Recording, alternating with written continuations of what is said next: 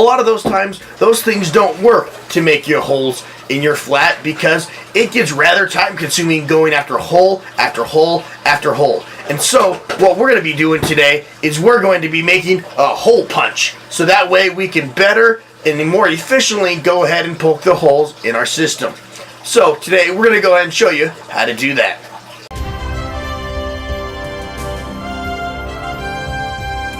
So you've got your flat and you go ahead and fill it with soil. And you're filling hole after hole after hole. But you're tired of using your finger. So you're like, you know what? I don't want to make holes with my finger. I'm going to go ahead and decide something else. So you use your pencil. But you don't got to use a pencil. You could use your screwdriver. But yet, you don't have a screwdriver. You use the closest thing you've got to be able to make the holes in your flat. So you grab the nearest thing you got by. You got the wine cork, and you're just making your holes, the holes, because you are a connoisseur. And so you do things very fancy, like Reginald Fairfield. Aha! But a lot of those times, those things don't work to make your holes in your flat because it gets rather time consuming going after hole after hole after hole. And so what we're going to be doing today is we're going to be making a hole punch. So that way we can better and more efficiently go ahead and poke the holes in our system. So today we're going to go ahead and show you how to do that. As we take a look at various different designs of how we want to go ahead and make our handy dandy hole poker to make it much easier for us, what we're going to do is we're going to go ahead and take a scrap piece of cardboard or plyboard that we had lying around just because it's material that we've got on hand. And what the plan is, we're going to go ahead and take this board and then we're going to measure based off of our trays the exact measurements that we need. That way we're not going to be having an overly large board that's more than necessary what we have. So what we can do is we can go ahead and take our ruler and we are going to go ahead and measure across. And as you can tell, it's approximately 10 inches that are across on your standard flat. And it does go a little bit beyond that. However, we don't really need to cover those edges. And so we're going to go ahead and design one that is only 10 inches across. And then as we go to take a look at the width of it, we can measure it and see that it is approximately 21 inches. So we'll go ahead and make our measurements 10 inches by 21 inches. That way when we go to grab our lift, we can have it, pick it up, and then press it back into the holes, and it's not going to be as difficult to do that. So that's what we're going to go ahead and do.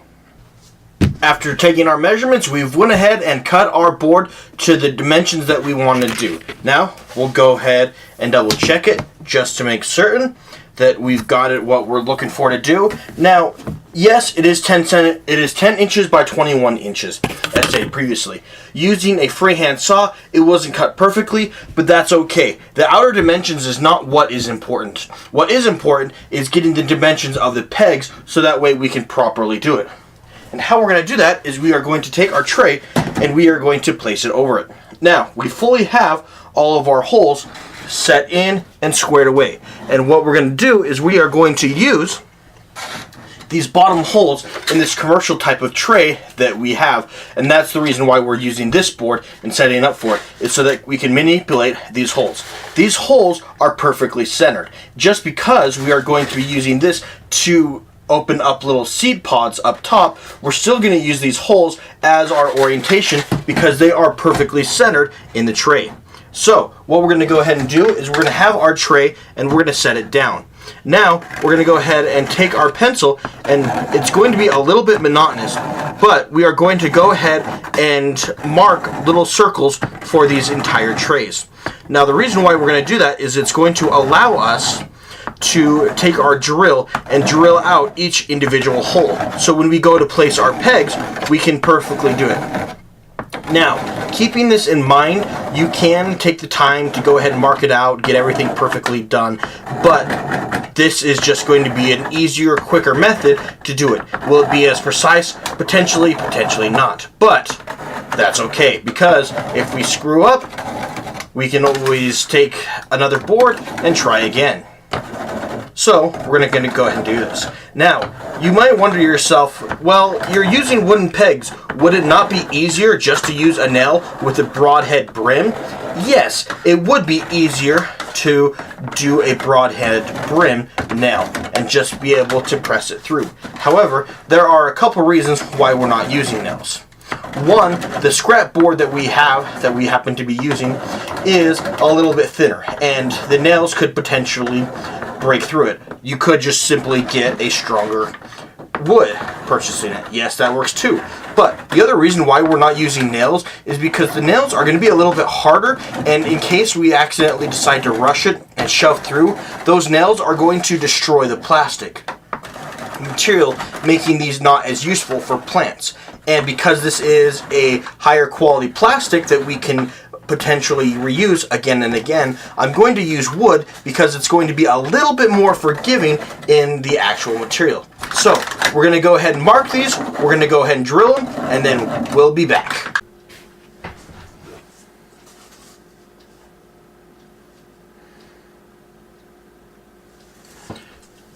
Now we've got our top board completely pressed and ready, fully drilled with all of our holes.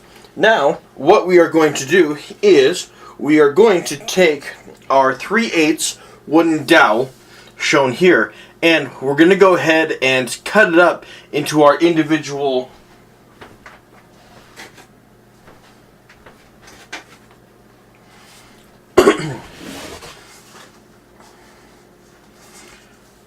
Well, we have gone ahead and done it. We've got our holes all drilled, nice and ready, and we also have our 3/8 wooden dowel that we've chosen to put in. Now, once again, I remember, yes, we could use nails. It would probably be easier, but this is just what we've chosen to do. So, we have our 3/8 wooden dowel, and it's just the size that we've chosen to drill so that we can stick it into our holes. What we're going to go ahead and do is we can take a look at your standard pot that you're going to be looking at and measure how deep you want to go. Now, this isn't going to necessarily be how deep can we go, it's how deep should we go. And we've decided that with most seeds, you're looking at doing it between a 1/4 inch to 1 inch deep. So in measuring it, what I've chosen to do is go ahead and make these wooden dowels approximately 1 inch deep. With a 1/4 inch board that we've got drilled into, with that, it's going to make it so our spikes have the potential deepness of going 3/4 of an inch. And I figure that is a great medium and a good compromise that I can get to be able to hit multiple things all at once. So, we're going to go ahead and cut those up, and we'll see the size that we can get from these guys. Well, we've got it. We started with this, we went to our wooden dowel, we measured with this, and now we've got our 1 inch little wooden dowels. And to make certain of that, what we needed to do is make certain, because there is 72 slots, we needed to make certain to drill 72 little holes. So, I now have 72 little pegs. And what we're going to do is we're going to go ahead and take our chosen piece of wood glue and stick it in here, and then for my particular case, because it is so tight, what we're going to do is going to use a rubber mallet to go ahead and very gently pound these pegs into this area, get the glue. We're going to go ahead and let that glue dry, and then we'll come back to show you what it looks like. We have gone ahead and we have taken the pegs and placed them in the board and glued them in. For the most part, it turned out pretty well. Some of the pegs would have gone a little bit skewed, but that's more me rushing and not taking the time to go ahead and do it perfectly. But for our purposes, it's going to work relatively well.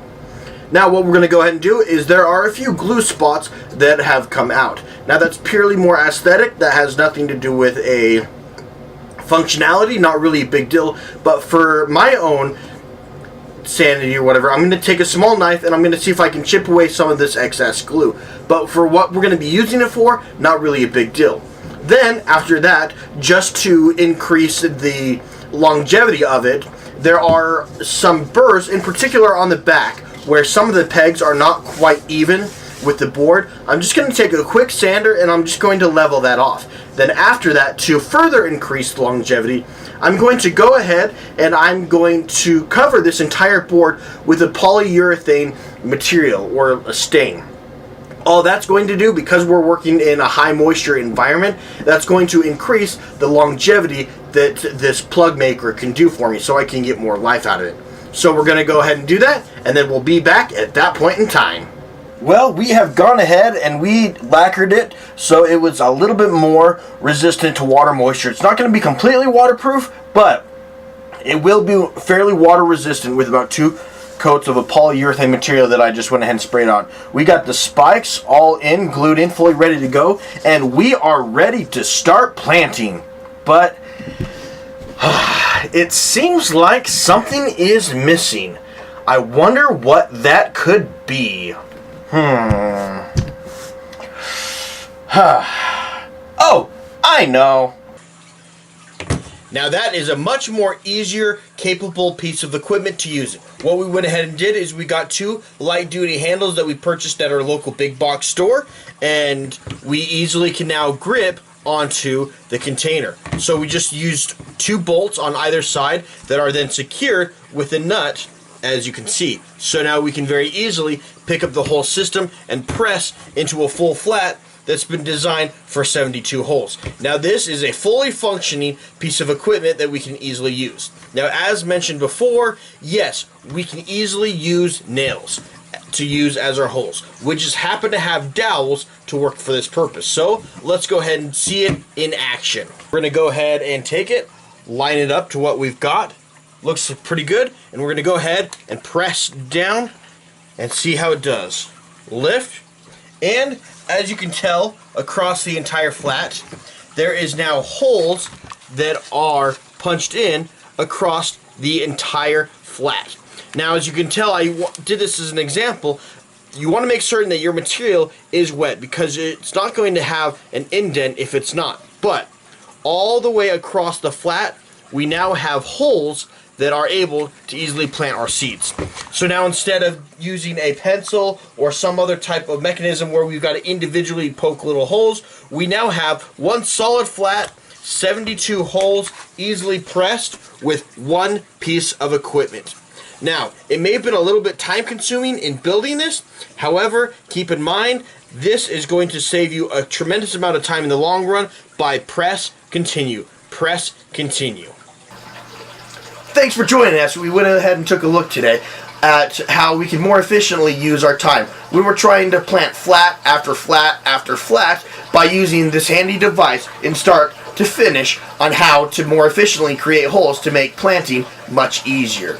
And if you like the projects, what we're doing, and learning about gardening and hydroponics in general, please subscribe and click on the ringing tone button below, so that way you don't miss projects that we've got like this coming out every week to help increase our knowledge as we lead them together.